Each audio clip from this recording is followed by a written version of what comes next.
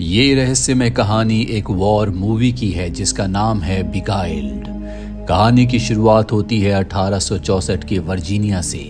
America के civil war का तीसरा साल चल रहा होता है। एक छोटी लड़की एमी जंगलों में मशरूम इकट्ठा कर रही होती है।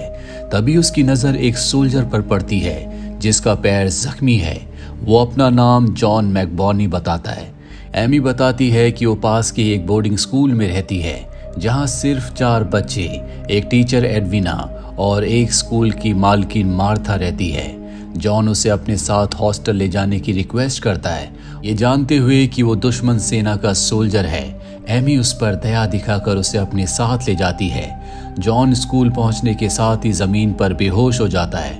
वहां मौजूद लड़कियों को जॉन बहुत हैंडसम लगता है। वो सब जॉन को म्यूजिक रूम में ले जाते हैं। मार्था एमी से कहती है कि मेन गेट पर एक नीला रंग का कपड़ा बांध दे ताकि सोल्जर्स को पता चल जाए कि यहाँ अंदर एक दुश्मन मौजूद है। लेकिन जॉन की हालत देखकर मार्था सोचती है कि जॉन के ठीक हो जाने के बाद ही वो उसे सोल्जर्स के हवाले करेगी।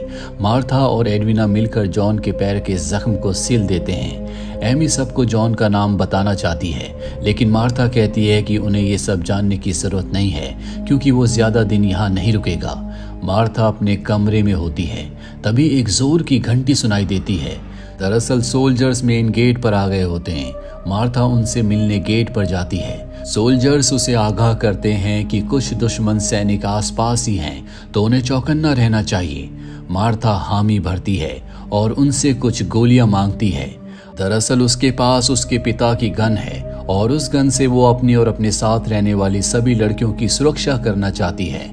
कैप्टन उसे तुरंत ही गोलियां दे देते हैं और वो सभी वहां से चले जाते हैं। स्कूल की बाकी लड़कियां खिड़की से ही ये सब होते हुए देख रही होती है। उन्हें राहत मिलती है कि मार्था ने जॉन को कैप्टन के हवाले नहीं किया।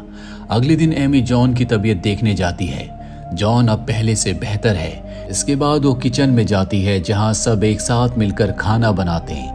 आज सब लड़कियों ने जॉन को इम्प्रेस करने के लिए बहुत अच्छे कपड़े पहने होते हैं। मार्था जॉन के कमरे में जाती है जो उठा हुआ है। वो मार्था से उसका ख्याल रखने के लिए थैंक्स कहता है। मार्था उसे कड़े शब्दों में कहती है कि वो यहाँ मेहमान नहीं है।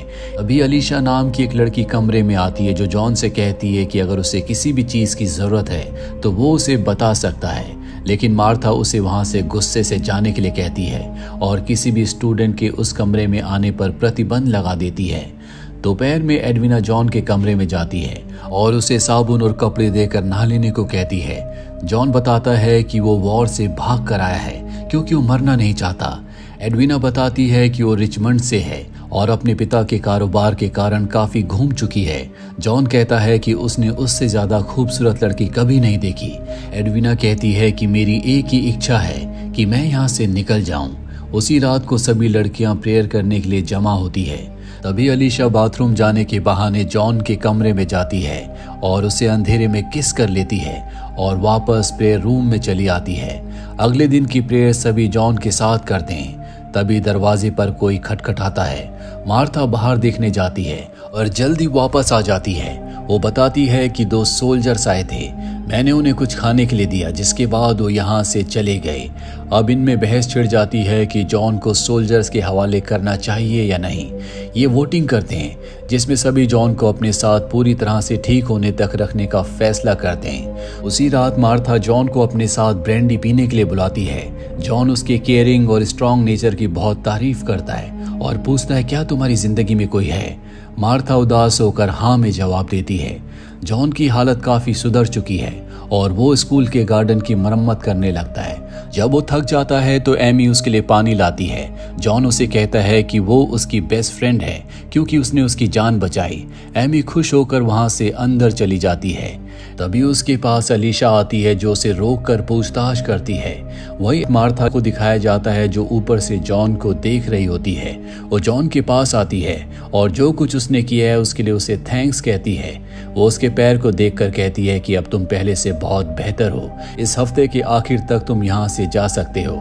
जॉन कहता है कि वो यहाँ गार्डनर का काम कर सकता है, लेकिन मार्था मना कर देती है। ये सब सुनकर बाकी लड़कियां काफी दुखी हो जाती है। सभी मार्था से कहती हैं कि जॉन को उनके साथ बैठकर डिनर करना चाहिए। एडविना भी जॉन के पास जाकर कहती है कि उसे नहीं जाना चाहिए। जॉन उसे बताता है कि जब से मैं तुमसे मिला हूँ तब से मैं तुम्हें पसंद करता हूँ। मैं युद्ध से थक चुका हूँ। मैं तुम्हारे साथ भागकर शादी करना चाहता हूँ। एडविना ये सुनकर जॉन के करीब आ जाती है। इतने में बाकी लड़कियां कमरे में आ जाती है और वो जॉन को अपने साथ डिनर के लिए ले जाती हैं। जॉन एप्पल पाई की तारीफ करता है। अलीशा कहती है कि ये मैंने बनाया है। एडविना कहती है कि रेसिपी मेरी थी। एमी कहती है कि एप्पल तोड़कर मैं लाई थी। डिनर के बाद जाते वक्त जॉन फिर से मार्था की तारीफ करता है और उससे काफी करीब आ जाता है, लेकिन मार्था वहां से चली जाती है। इसके बाद वो एडविना के पास जाता और उससे कहता है कि रात को मैं तुम्हारे कमरे में आऊंगा। अब रात को एडविना जब उसका इंतजार कर रही होती है तभी उसे दूसरे कमरे से आवाजें आती है और जब वो दूसरे कमरे में जाती है तो देखती है कि जॉन एलिशा के साथ है। दरअसल जॉन यहाँ पर हर किसी के साथ फ्लर्ट कर रहा होता है, जिसके बारे में अब तक किसी को कुछ नहीं पता। यहाँ बोर्डिंग स्कूल में रहने वाली हर एक लड़की जॉन को पसंद करती है और जॉन उनका फायदा उठा रहा है। अब क्योंकि एडविना ने जॉन और एलिशा को एक साथ देख लिया है, इसीलिए वहां से नाराज होकर जाने लगती है। जॉन उसके पीछे जाता है, लेकिन एडविना उसे धक्का दे देती है, जिससे वो सीढ़ियों से गिर जाता है। मार्था जल्दी से वहां आ जाती है और जॉन को बेहोश देखती है। अलीशा झूठ कह देती है कि जॉन उसे परेशान कर रहा था। सभी उसे कमरे में ले जाते हैं। मार्था कहती है कि अब हमें डॉक्टर को बुलाना पड़ेगा, जो कि वो नहीं कर सकते, क्योंकि अगर डॉक्टर यहाँ पर आया तो जॉन पकड़ा जाएगा और वो ये नहीं चाहते। इन्हें अब जॉन के पैर को काटना पड़ेगा। वो एडविना को आरी और एनाटॉमी की किताब लाने को कहती है। अगली सुबह लड़कियां मिलकर जॉन के कटे हुए पैर का अंतिम संस्कार कर देती है। सुबह जॉन उठकर शॉक हो जाता है कि उसका एक पैर कट चुका है। वो मार्था और अलीशा को बहुत भला बुरा कहता है। वो कहता है कि मैं तुम दोनों के कमरे में नहीं आया, अलीशा के कमरे में जाने की वजह से तुम दोनों ने मेरे पैर को काट दिया। उसकी चीख सुनकर मार्था कमरे को बाहर से बंद कर देती है। उसकी चीख से सभी डर जाते हैं। कुछ देर के बाद जब जॉन शांत हो जाता है तो अलीशा उसके कमरे में जाती है और माफी मांगती है। जॉन उसके बाल खींचकर उसे मार्था की चाबी चुराने को कहता है। अलीशा डर कर हाँ कर देती है। नीचे डाइनिंग रूम में सब बात कर रहे थे कि जॉन का क्या करना चाहिए। अभी भी एडविना जॉन का बचाव करती है।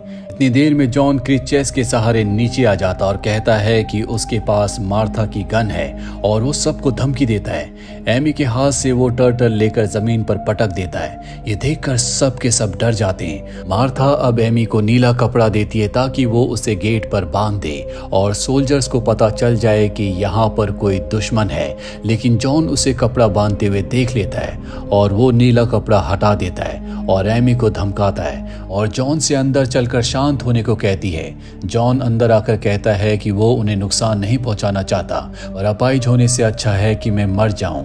वो उन्हें फिर से धमकी देता है और ऊपर चला जाता है। एडविना उसके पीछे जाकर उसे अपने करीब लाने की कोशिश करती है। नीचे एमी जहरीले मशरूम ले आती है। सब उसे डिनर पर बुलाते हैं। सभी लड़कियां तैयार होकर डिनर करने बैठती है। जॉन अपने बर्ताव के लिए माफी मांगता है, लेकिन इससे लड़कियों का मन नहीं बदलता। वो जॉन को स्पेशल मशरूम की डिश खिलाते हैं। उसे खाकर जॉन की सांसें चढ़ने लगती है। एडविना परेशान हो जाती है, लेकिन बाकी सब आराम से रोजमर्रा की बातें करने लगते हैं। जल्दी जॉन की मृत्यु हो जाती है।